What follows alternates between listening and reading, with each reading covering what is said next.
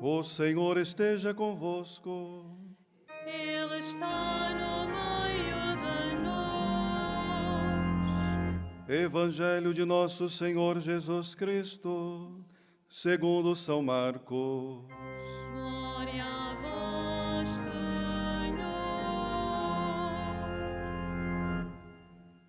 Naquele tempo, foram ter com Jesus alguns saduceus, que afirmam não haver ressurreição, e perguntaram-lhe: Mestre, Moisés deixou-nos escrito: se morrer alguém, o irmão, que deixe a esposa sem filhos, esse homem deve casar-se com a viúva, para dar descendência a seu irmão.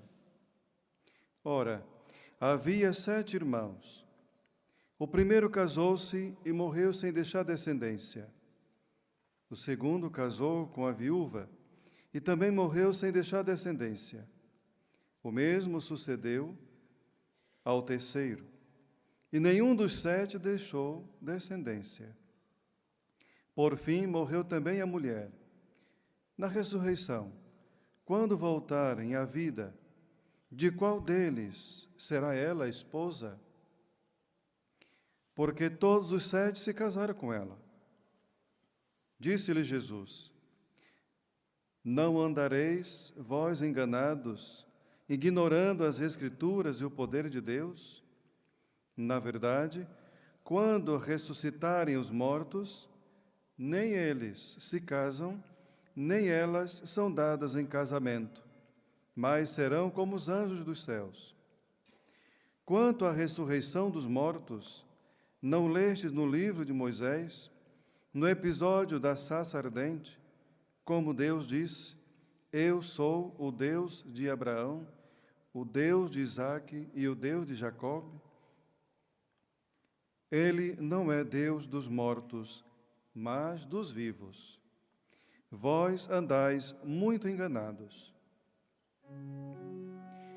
Palavra da salvação.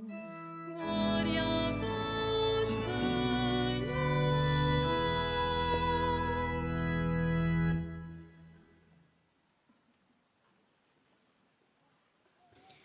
Caros irmãos, a nossa liturgia hoje traz um tema fundamental da nossa fé cristã, o tema da ressurreição, que trata propriamente nesse evangelho que acabamos de escutar.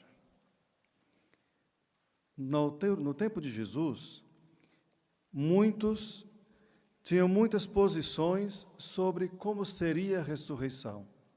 Era um tema muito discutido.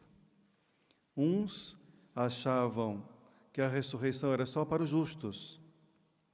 Os saduceus, por sinal, já não acreditavam na ressurreição.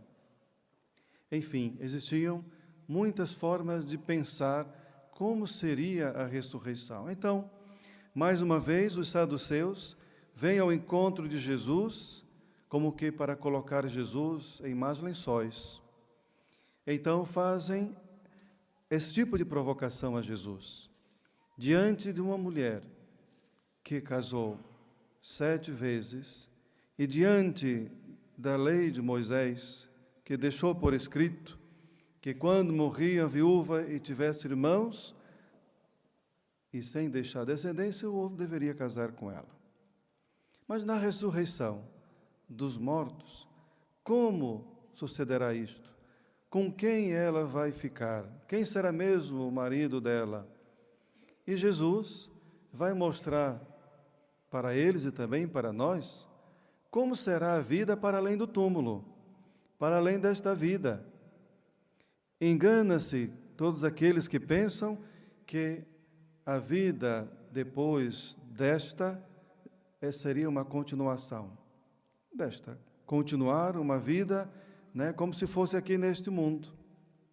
Então, Jesus vai dizer que na ressurreição tudo é novo, tudo é transformado. Viveremos como seres espirituais, como os anjos mesmo de Jesus. Não haverá mais uma necessidade de poder ter um matrimônio ou mesmo de dar-se alguém ao matrimônio, a viver uma procriação como se fosse uma continuação desta vida. Tudo é novo, transformado. Então Jesus mostra para eles que, falando de uma ressurreição, fala automaticamente do amor de Deus. Por quê?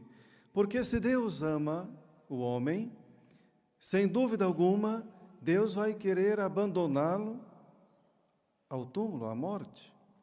Mas Deus vai querer que o homem amado por Ele esteja junto de si, que tenha uma vida também eterna e uma vida feliz.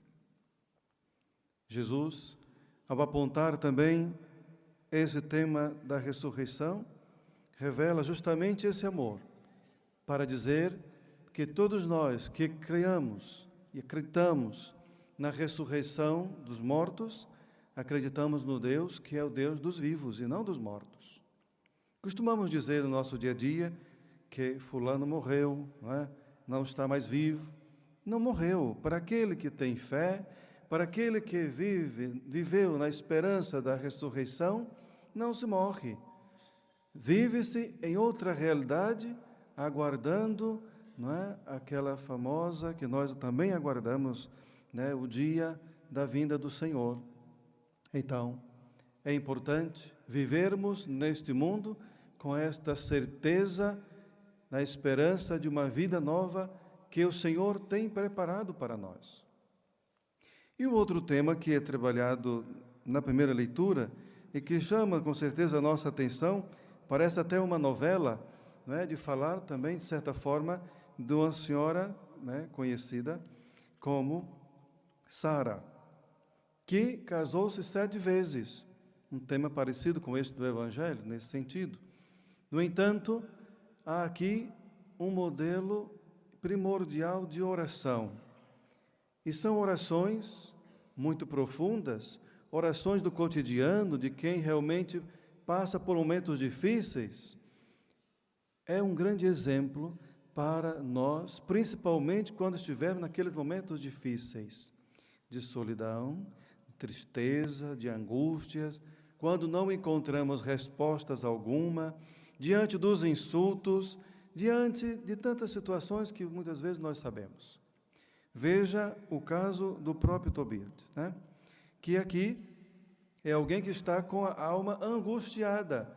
Para ele, o único caminho agora seria pedir a morte.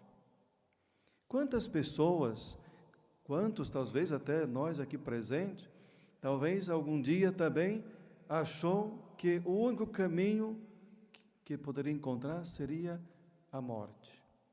Pedir a morte a Deus, porque já não aguenta mais tanto sofrimento.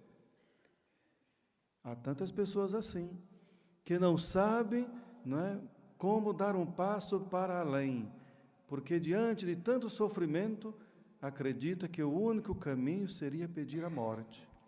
É o que acontece aqui com Tobias, é o que acontece com o profeta Elias, que sendo perseguido também, achava que não tinha mais jeito, então pediu a Deus que tirasse a sua vida. E depois vemos aqui a própria sua filha, que diante de um insulto, diante também de uma grande angústia e tristeza, porque já havia casado 7 vezes, mas um certo demônio tirava seus maridos na noite de núpcias, e ainda foi acusada de ser ela que matasse os seus maridos, matava os seus maridos.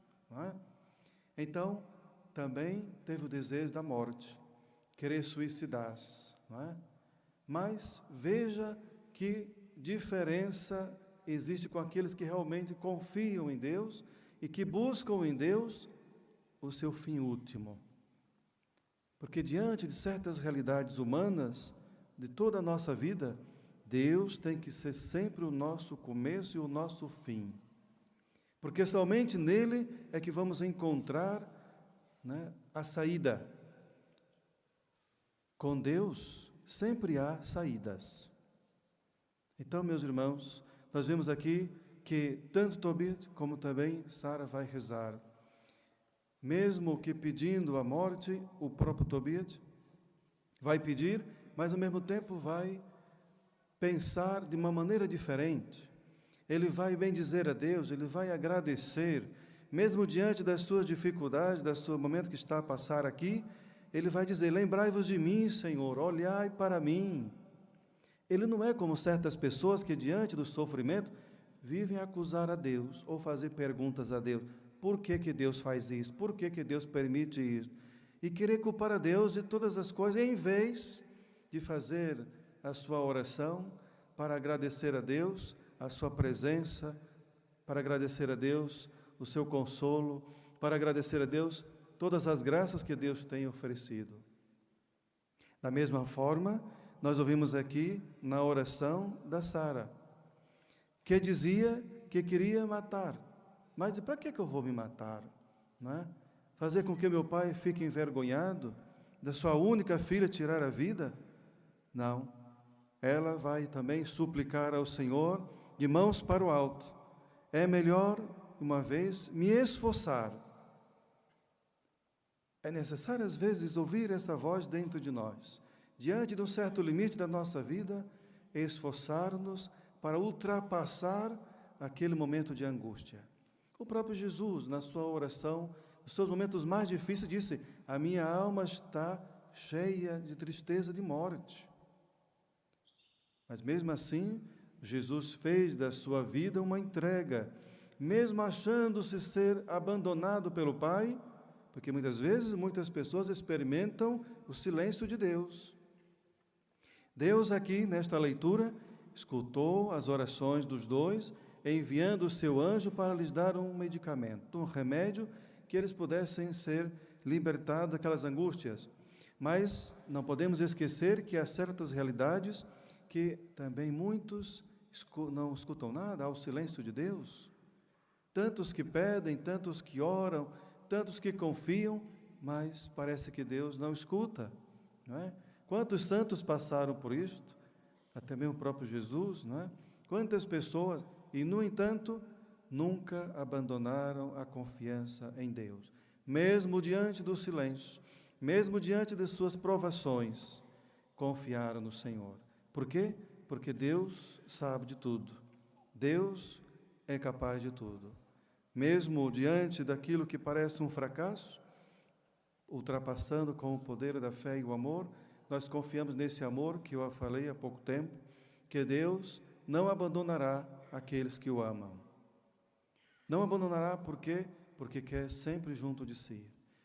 Então, meus irmãos, acolhendo esse modelo de oração, esta força que vem do interior e da graça de Deus, nós também podemos direcionar a nossa vida e a nossa oração para esta confiança no Senhor. Agradecer, não viver a tentação de querer culpar a Deus pelos momentos das desgraças das nossas vidas, mas saber que mesmo diante das desgraças do mundo, que muitas vezes as desgraças somos nós que causamos, porque nós escolhemos, às vezes, os caminhos que não agradam a Deus, não é? Então, saber que Deus está conosco sempre, mesmo que pareça que não esteja ali, mesmo que pareça que diante de um silêncio profundo não nos responda, mas o Senhor está conosco sempre. Olhamos então para todos esses exemplos e peçamos a Deus a graça de um comprometimento maior com a nossa vida de oração, com a nossa intimidade com Deus e, sobretudo, colocando a nossa confiança nesse Deus que é o Deus dos vivos, que caminha conosco e que um dia nós estaremos com Ele na ressurreição da vida eterna. Seja louvado nosso Senhor Jesus Cristo.